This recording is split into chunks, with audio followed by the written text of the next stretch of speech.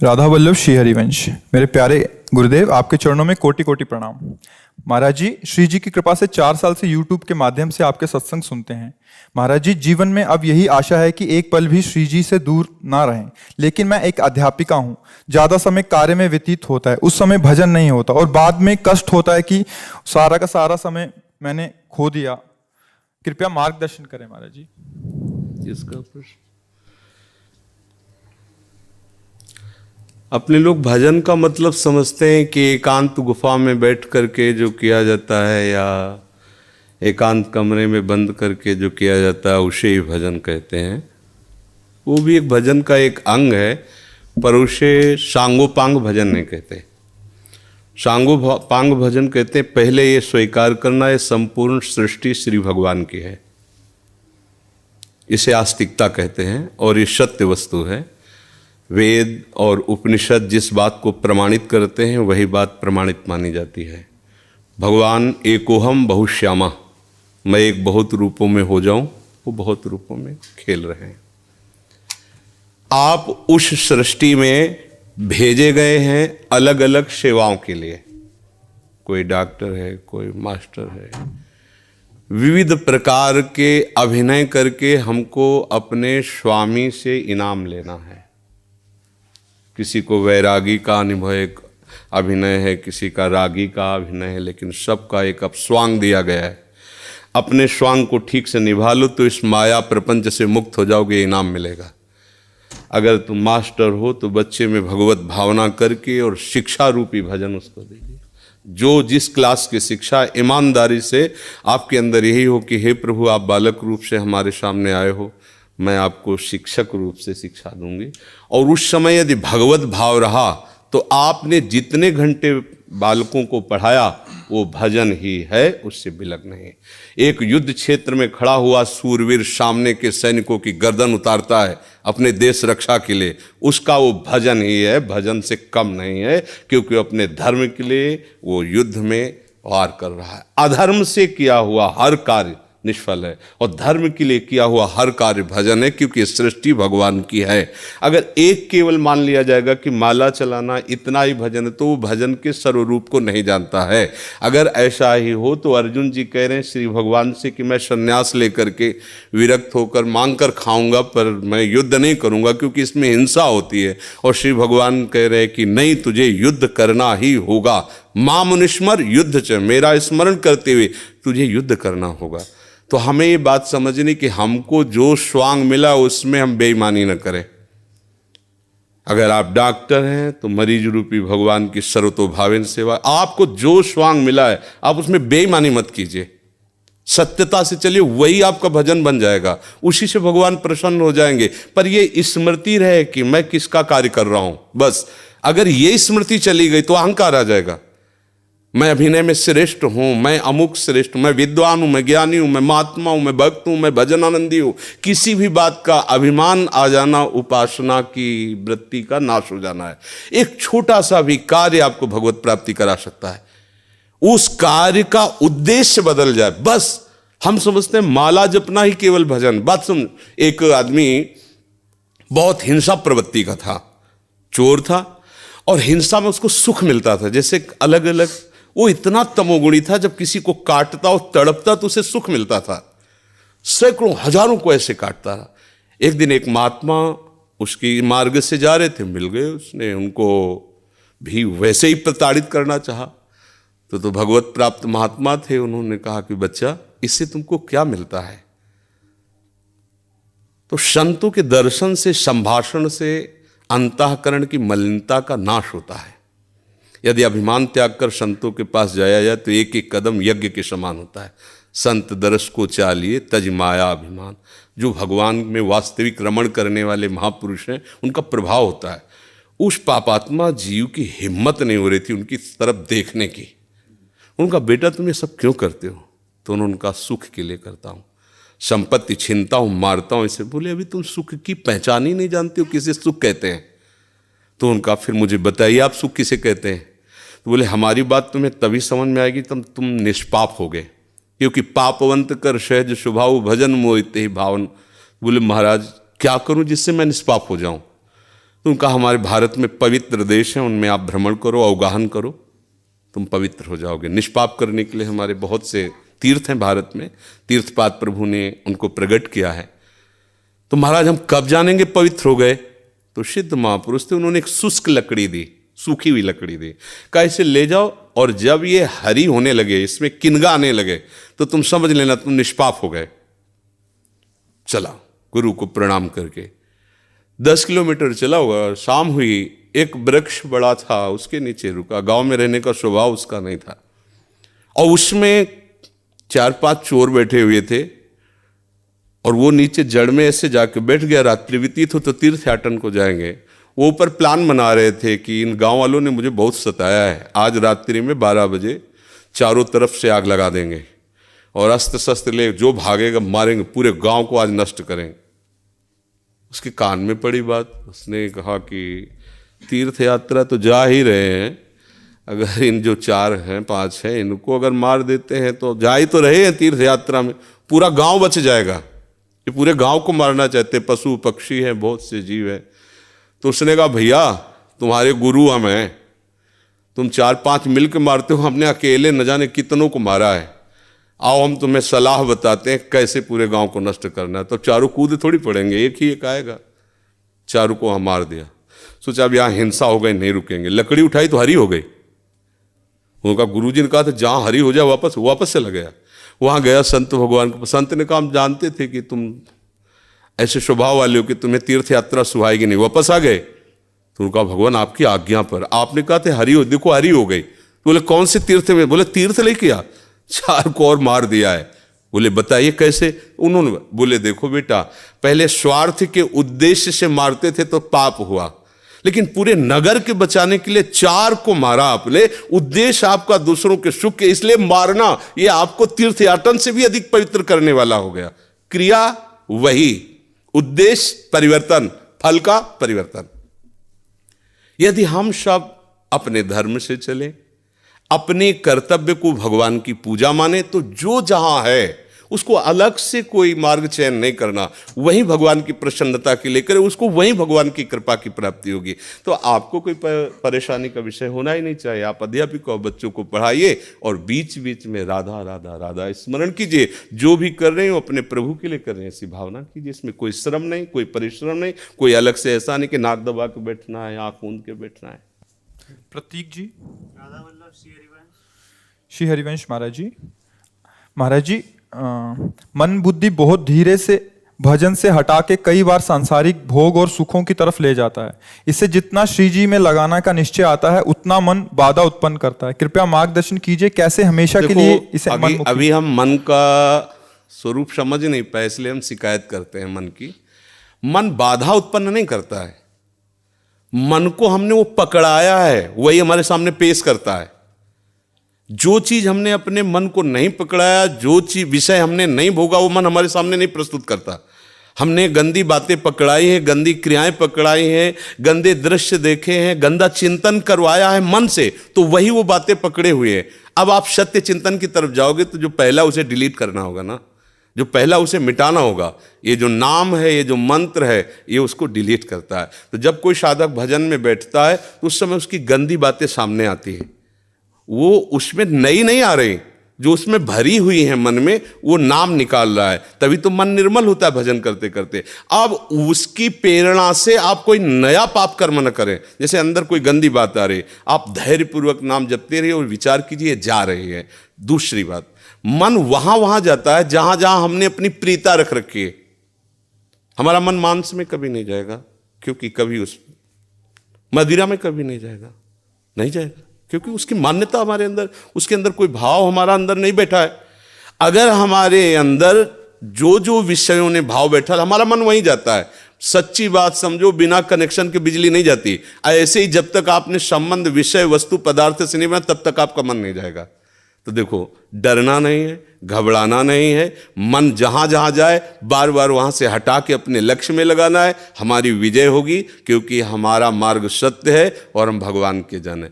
पर देखो, धोखेबाजी, पाखंड, नाटक नहीं करना चाहिए इस मार्ग में।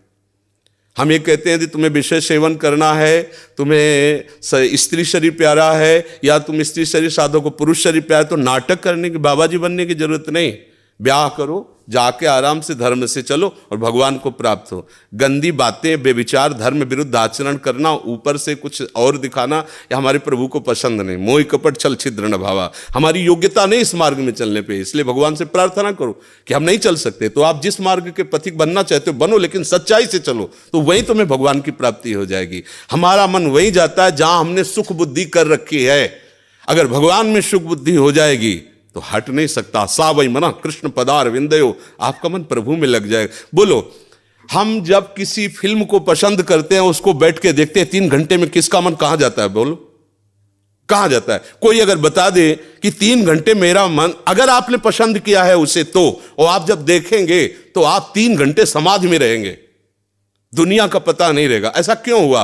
वो एक झूठा रचा हुआ नाटक था, एक झूठा दृश्य अभिनय किया गया था, लेकिन मेरी पसंद है तो मैं 3 घंटे बिल्कुल अपने मन को कहीं नहीं जाने दिया, और भजन में बैठते हैं मन भागता है। क्यों? क्योंकि पसंद नहीं है हमारी।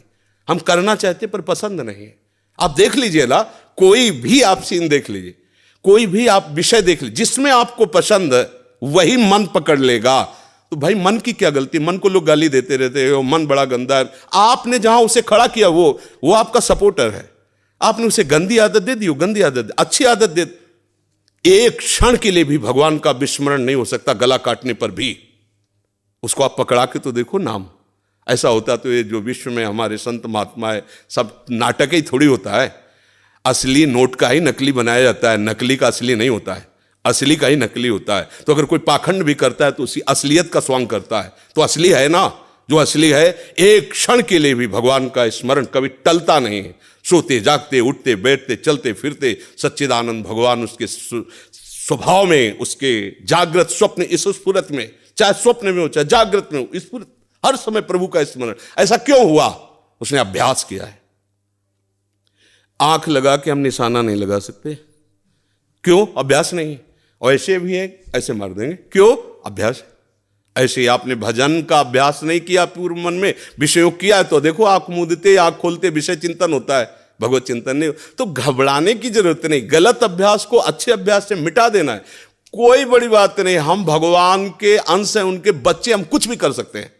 आप ये बात सब लोग बैठा लीजिए, कोई आकाश से पैदा नहीं होता, सब उसी जीव स्वरूप से आते हैं, ईश्वर के अंश, सब कुछ कर सकते हो। जब नारायण नर बन सकता है तो नर नारायण बनने में कोई संशय नहीं। आप चलो तो, पर आप भजन न करो, विषय सेवन करो तो बात अलग हो जाएगी। इसलिए सब नाम जप करो, गंदे आचरण मत करो, जिससे दूसरों का अहित और दुख होता है ऐसे ना बात करो, ना ऐसी चेष्टा करो। भगवान कृपा करेंगे, आप सदैव सुखी रहोगे, आनंदित रहोगे। प्रिय सखी, गुरुदेव भगवान के चरणों में कोटि कोटि नमन। गुरुदेव भगवान, इस शरीर से काम वासना खत्म हो गई है, पति को काम वासना बहुत है, क्या करूं? मार्गदर्शन करें। पति के अनुकूल चलना चाहिए। जब 2 पाणी ग्रहण करते हैं, पति और पत्नी, तो एक दूसरे को सहयोग करके मित्र भाव से चलाना चाहिए। हमें अपनी रुचि दूसरे पर नहीं थोपनी चाहिए, बात ध्यान रखना चाहिए।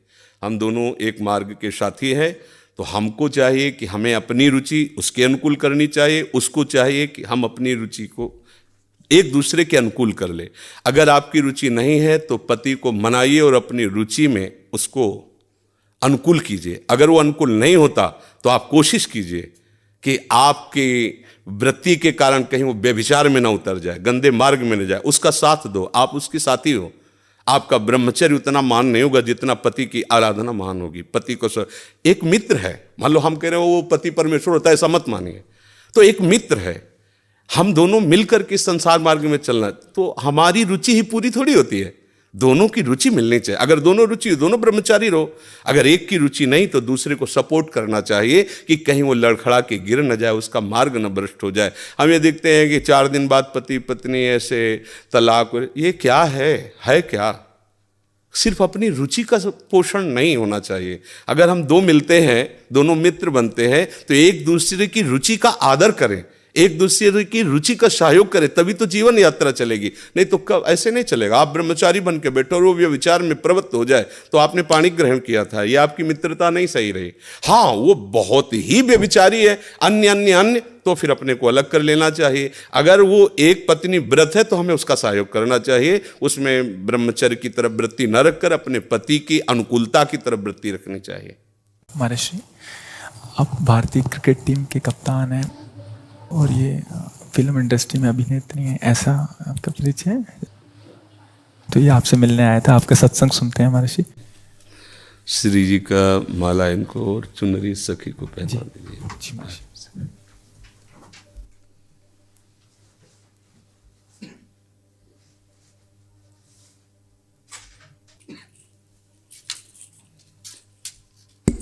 हाँ, सखी को पहना दीजिए।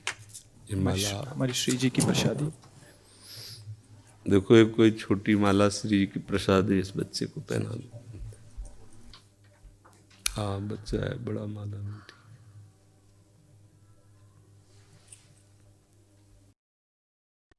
ठीक है, आप आ जाइए, और भी जने मिलने वाले हैं।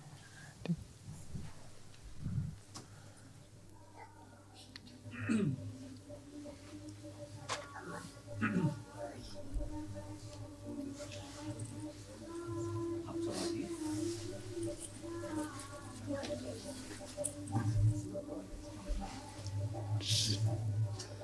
जय जय श्री।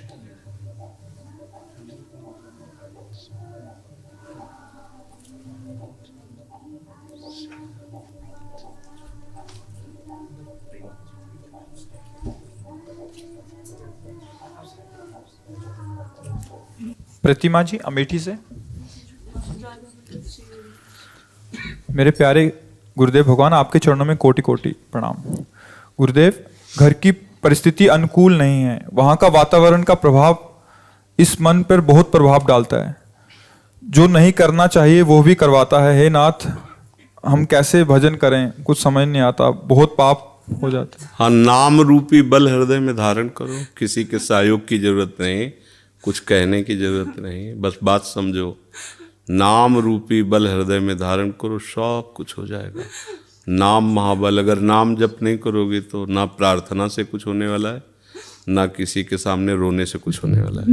नाम जब करती हूँ तो ऐसी मतलब कि ऐसा मतलब क्रोध आ जाता है, वो पूरा हट जाता है। वो क्रोध भी नष्ट हो जाएगा। कैसे हट जाएगा? राधा राधा राधा राधा राधा राधा राधा राधा राधा हटा दे कोई, कैसे हटाए? जो हमें पकड़ना वो हटा कैसे सकता है? नाम से बड़ा भगवान को भी नहीं रखा गया सामने। भगवान भी कहों कहाँ लग नाम बढ़ाई राम न। फिर क्रोध क्या चीज़ है? ये काम क्या चीज़ है? हम लोग बहुत बच्चे जैसे हैं ना, जैसे भेड़िया दूर से दौड़ावे तो हम डर जाते हैं। नहीं नहीं, हम कोई और नहीं, भगवान के अंश हैं। हम कोई साधारण नहीं। पहले आप अपने को समझो।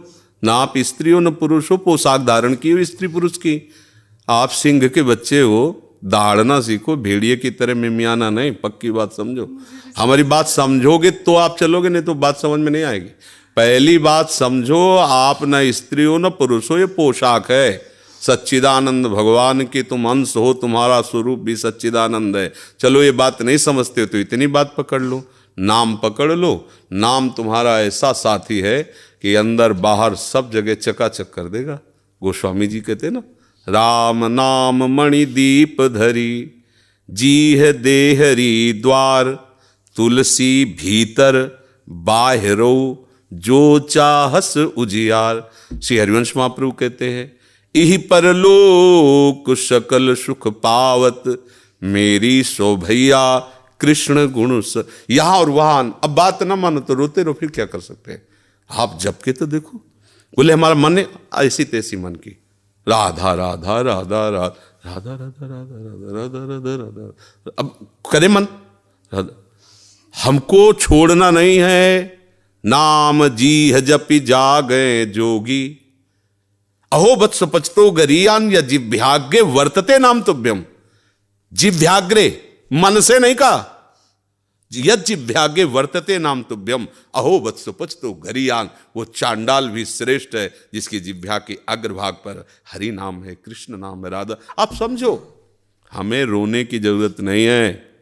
प्रेम में रोना अलग बात है, दुखों से रोने की जरूरत नहीं। अब हमें दुखों को रुलाना है कि अरे हमारा तो कोई प्रभाव इस पर पड़ता ही नहीं, वो रोए बैठ के।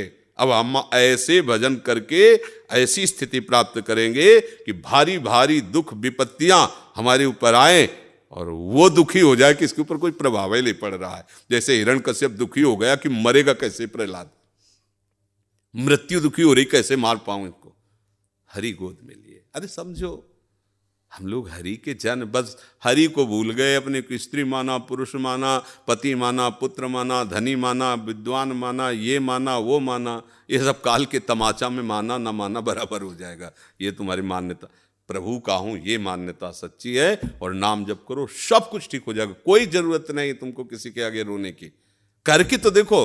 अब 4 दिन करो, इसके बाद आओ बोलो चेक नहीं आई, समस्या का समाधान, दीर्घ काल तक लगे रहो। भगवान का नाम सत्य है। एक किसान भी जब गेहूं बोता है, अगर रोज खोद के देखे कि अभी जगह है, बीज नष्ट हो जाएगा, उसको बो के ऐसे पाटा लगा दिया, ऊपर से प्लेन कर दिया, और 10-15 दिन के बाद देखा धीरे धीरे अंकुरण आ गया। अब उसी समय सोचे कि इसमें तो गेहूं नहीं लग रहा, चुप रहो, 3-4 महीना उसका और सेवन करो, बाली आएगी, पक जाएगा, गेहूं की राशि हो जाएगी। ऐसे ही अनेक जन्मों से दुराचार, नाना प्रकार के कुकर्म करते रहे हम। अगर न करते रहते तो भगवान मिल गए होते ना। अब पहले नाम वो सब स्टॉक खत्म करेगा, इसीलिए समय लगता है। नाम जप करते करते संचित जो हमारे अशुभ कर्म हैं उनको विध्वंस करेगा और नष्ट करेगा। अब कितने कोई पता तो है नहीं, 1-2 साल की कमाई तो जमा नहीं है, लाखों करोड़ों अरबों जन्म हो चुके, उन सब की कमाई स्टॉक में जमा है। अब उसको भस्म करने का समय लगेगा। चुपचाप नाम जप करो। आगे जो अभी नए फसल है, इसमें भी हमसे बहुत गलतियां हो रही, इनको नाम सुधारेगा। अब बीच में जो उससे आ गया है प्रारब्ध हो, उनको भी नाम संभाल। बड़ा काम है नाम को, कोई छोटा मोटा काम थोड़ी। अब सोचो ऐसे ऐसे किया हो जाए, ऐसे नहीं, लगे रहो चुपचाप। और एक दिन ऐसा आएगा कि आप खुद कहोगे कि ओहो निहाल कर। तभी तो मीरा जी कहते, पायो जी पायो मैंने राम रतन, वस्तु अमोलक दी मेरे सतगुरु। ओहो सतगुरु ने क्या दिया, तब निहाल। यहाँ मंत्र लिए, उपासना लिए, फिर भी जेब में पारसमणि है और 1-1 रुपया मांगते घूम रहे हैं। हमारी दशा क्या है, जेब में पारसमणि है, चाहो तो कुंतलों लोहा को सोना बना दो, पर वो जेब ही में केवल है। गुरु ने मंत्र दे दिया, बात बता दी, उपासना बता दी, करना है नहीं, डोलते रहो, कुछ नहीं मिलेगा। और बैठ जाओ उनके नाम मंत्र को लेकर के, तो क्या चाहिए तुम्हें, सृष्टि का मालिक आ जाएगा, और वस्तु की क्या बात है। पर अब ये ऐसा तो नहीं कि दही में हाथ में दूध डालो दही जब, ऐसा नहीं होता। समय का इंतजार करो और खूब भजन करो। रोने धोने की जरूरत नहीं, रो तो प्रभु के लिए रो।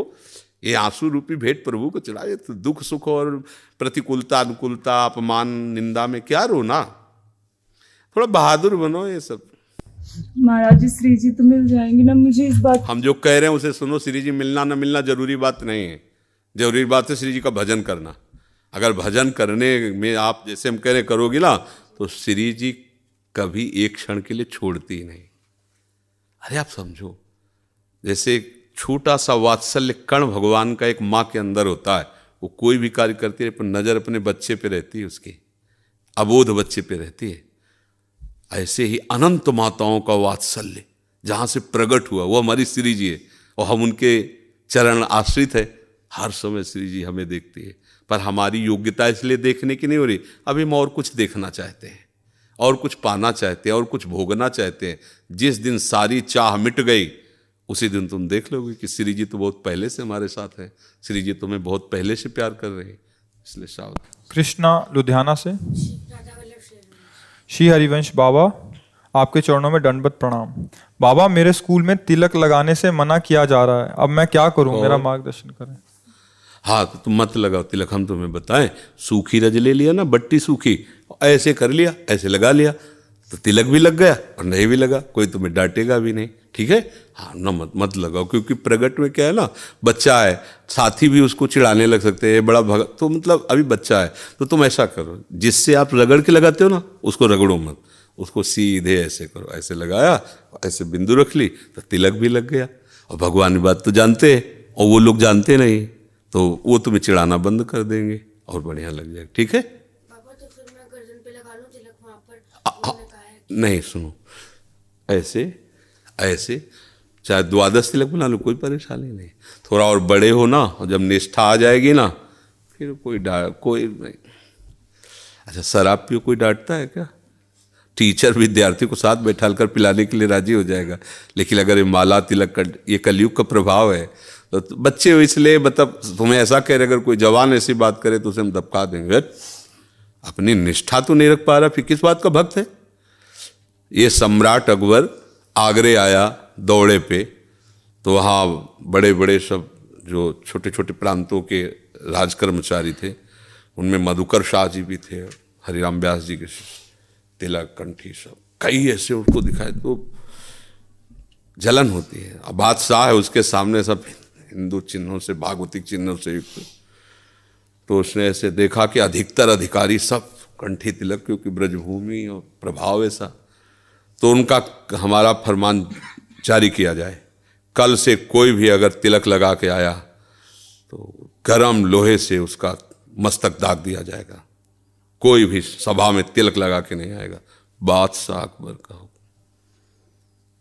मधुकर शाह ने सोचा कि यार जीवन किस काम का, ये भगवान का दासत्व अगर इसे मिटा के गए एक संसारी बादशाह के सामने, फायदा क्या होगा? गला कटवा देना अच्छा है, लेकिन तिलक उतारना अच्छा नहीं। तो वैसे तो अंगरखी और धोती वो सब राज पोशाक पहन के जाते थे, केवल नीचे धोती पहन के लंबा तिलक, 12 तिलक लगाए, द्वादश तिलक, यज्ञोपवीत खुला, कंठे की माला खुला, तलवार खोशी। सभा में देखा कोई भी तिलक नहीं लगाया था, क्योंकि बादशाह का हुक्म, बादशाह वो तत्काल तो मृत्यु दंड दे सकता है। गए, सामने खड़े हो गए, द्वादश तिलक। उनका अकबर सम्राट ने कहा, सुना नहीं था कल का फरमान मधुकर शाह? खींच ली तलवार। उनका, आप एक मुल्क के बादशाह हैं, ये अनंत मुल्कों के बादशाह का तिलक है, मेरी गर्दन कटने पर ही ये मिटेगा, ऐसे नहीं मिट सकता, जिसकी ताकत हो मिटा के देखे आके। बदल गया, 1 सेकंड में बादशाह बदल। बोले वाह वाह वाह, यही हम देखना चाहते थे कि इस तिलक में किसकी निष्ठा है। धन्य है मधुकर शाह, तुम वास्तविक तिलक के अधिकारी। ऊपर बैठाला बगल में, जो भागवतिक तेज से मानो ऐसा लगा कि इनसे अब कोई आंख नहीं मिला सकती, भागवतिक तेज से संपन्न होकर कि ऐसे नहीं मिट जाएगा तिलक, गला कटेगा तब मिटेगा। देखे कौन आ, अभी फरमान जारी हो जाए कि गला काट दिया जाएगा तो सब मिटार कर चुपचाप, भैया राधा राधा तो कहला का गला कट। निष्ठा तो एक अलग चीज होती है ना। बहुत सावधान रहो। अभी बच्चे हो, आप ऐसे कर लीजिए।